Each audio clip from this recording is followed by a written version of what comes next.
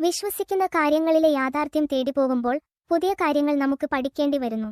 ചിലപ്പോൾ നേരത്തെ അറിഞ്ഞിരുന്നതും എന്നാൽ തെറ്റെന്നു കരുതിയിരുന്നതുമായ കാര്യങ്ങൾ പിന്നീട് ശരിയെന്ന് മനസ്സിലാക്കേണ്ടി വരും. ചുരുക്കി പറഞ്ഞാൽ എല്ലായ്പ്പോഴും പുതുതായി കാര്യങ്ങളെ മനസ്സിലാക്കുവാൻ നമ്മൾ ശ്രമിക്കണം. വിശ്വസിക്കുന്ന കാര്യങ്ങൾ തിരുത്താനും വീണ്ടും പഠിക്കുവാനും പുതിയത് വിശ്വസിക്കുവാനും നാം തയ്യാറാവണം. ദൈവത്തിന്റെ നാമം യാഹ്വ എന്നാകുന്നു. യാഹ്വ എന്ന പേരിന്റെ അർത്ഥം ഞാൻ ആകുന്നവൻ ഞാൻ ആകുന്നു എന്നാണ്. മനുഷ്യപുത്രന്റെ നാമം യാഹുഷ എന്നാണ്. യാഹുഷ എന്ന പേരിന്റെ അർത്ഥം ഞാൻ രക്ഷിക്കുന്നു എന്നാണ്. അതായത് ഗബ്രിയേൽ ദൂതൻ മുഖേന നൽകപ്പെട്ടതും അപ്പോസ്തോലന്മാരും ശിഷ്യന്മാരും മറ്റും വിളിച്ചിരുന്നതുമായ നാമം യാഹുഷ എന്ന് തന്നെയാണ്. അവൾ ഒരു പുത്രനെ പ്രസവിക്കും. നീ അവൻ യാഹുഷ എന്ന് പേരിടണം. എന്തെന്നാല് അവന് തന്റെ ജനത്തെ അവരുടെ പാപങ്ങളിൽ നിന്ന് മോചിപ്പിക്കും. മനുഷ്യകുലത്തെ രക്ഷിക്കുവാൻ വന്ന ദൈവപുത്രനായ യാഹ്വയുടെ മാനുഷിക പ്രത്യക്ഷതയുടെ നാമവും കർത്തവ്യവും ഒന്ന് തന്നെയാണ്. യാഹുഷ എന്ന നാമത്തിന്റെ അർത്ഥം യാഹു രക്ഷിക്കുന്നു, അല്ലെങ്കിൽ ഞാൻ രക്ഷിക്കുന്നു എന്നാണ്. ദൈവത്തിന്റെ നാമം എന്തെന്നും മനുഷ്യപുത്രന്റെ നാമം എന്തെന്നും മുൻപ് ചെയ്തിട്ടുള്ള വീഡിയോകളിൽ വ്യക്തമായി പറഞ്ഞിട്ടുണ്ട്. എന്നിരുന്നാലും അപ്പോൾ അറിവില്ലായിരുന്നതും ഇപ്പോൾ മനസ്സിലാക്കിയതുമായ ഒരു പുതിയ കാര്യം പറയുവാൻ ഞാൻ ആഗ്രഹിക്കുന്നു. അതായത് വെളിപ്പാട് പുസ്തകം 19-ാം അധ്യായത്തിൽ മറ്റാർക്കും അറിയാത്ത ദൈവപുത്രന്റെ മറ്റൊരു നാമത്തെപ്പറ്റി പറയുന്നുണ്ട്. അവന്റെ മിഴികള് തീനാളം പോലെ, അവന്റെ ശിരസ്സിൽ അനേകം കിരീടങ്ങള്, അവൻ ആലേഖനം ചെയ്യപ്പെട്ട ഒരു നാമമുണ്ട്. അവനല്ലാതെ മറ്റാർക്കും അറിഞ്ഞുകൂടാ. നിർണായക യുദ്ധത്തിന് ശേഷം 1000 ആണ്ടുവാഴ്ചയിൽ യാഹുഷ തന്റെ പുതിയ നാമം എല്ലാവർക്കുമായി നൽകിയെന്നും ദൈവപുത്രന്റെ അവന് മാത്രം അറിയാവുന്നതായി പറയുന്ന ആ നാമം യേശു അല്ലെങ്കിൽ ഈശോ ആണെന്നും ഞാൻ വിശ്വസിക്കുന്നു. എന്നാൽ ബൈബിളിൽ ഇങ്ങനെയൊരു പരിവർത്തനം കാണുന്നില്ല. ഒരു പക്ഷേ വിവർത്തനം ചെയ്തപ്പോൾ അങ്ങനെ മനഃപൂർവ്വം സംഭവിച്ചതാവും. അതിന്റെ യഥാർത്ഥ കാരണം അറിയില്ല. 1000 ആണ്ടു ഭരണത്തിൽ ഭൂമി മുഴുവൻ എല്ലാ രാജ്യക്കാരും എല്ലാ ഭാഷക്കാരും ഒരുപോലെ തന്നെ ഉപയോഗിച്ച നാമമാണ് യേശു ക്രിസ്തു എന്നത്. എന്നാൽ ഈശോ എന്ന് പറയുമ്പോൾ ക്രിസ്തു എന്ന് ചേർക്കുന്നില്ല എന്നതും ശ്രദ്ധേയമാണ്.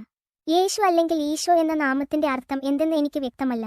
യഹോശുവ എന്ന നാമം ഇംഗ്ലീഷ് ഭാഷയിൽ വന്നപ്പോൾ ജീസസ് ആയതാണെന്നാണ് ഇവർ നമ്മെ പഠിപ്പിക്കുന്നത്. അത് ഒരിക്കലും സാധ്യമായ കാര്യമല്ല. നാമം ഒരിക്കലും വിവർത്തനം ചെയ്യാൻ പറ്റുന്ന ഒന്നല്ല.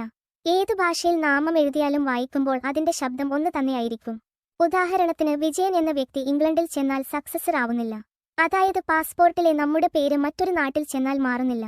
അവിടുത്തെ ഭാഷയിൽ അച്ചടിക്കുന്ന ഐഡന്റിറ്റി കാർഡിലും ആ പേര് മാറുന്നില്ല. എഴുത്തിൽ മാറ്റമുണ്ടെങ്കിലും പേരിന്റെ ശബ്ദം നിലനിൽക്കുന്നു. ദൈവപുത്രന്റെ പുതിയ നാമം ഏത് ഭാഷയിൽ എഴുതിയാലും വായിക്കുന്നത് യേശുക്രിസ്തു എന്നും ഈശോ എന്നുമാണ്. ആയതിനാൽ ജീസസ് എന്ന ഉച്ചാരണം ഇപ്പോഴും തെറ്റായി തന്നെ നിലനിൽക്കുന്നു. കാരണം ജെ എന്ന ശബ്ദം ആ അക്ഷരത്തിന് പുതുതായി നൽകിയതാണ്. ജെ എന്ന അക്ഷരത്തിന് കുറച്ചു കാലം മുന്നേ വരെ എ എന്നായിരുന്നു ശബ്ദം നൽകിയിരുന്നത്. അതായത് ജേസു എന്ന് എഴുതിയാലും വായിക്കുന്നത് യേശു എന്നാണ്. ഇക്കാര്യം വ്യക്തമായി മനസ്സിലാകണമെങ്കിൽ പഴയ മലയാള സിനിമകളിൽ യേശുദാസ് എന്ന് എഴുതുന്നത് ശ്രദ്ധിച്ചാൽ മതി. യേശുദാസ് എന്ന പേര് പണ്ട് ജെ എന്ന അക്ഷരം വെച്ചാണ് എഴുതിയിരുന്നത്.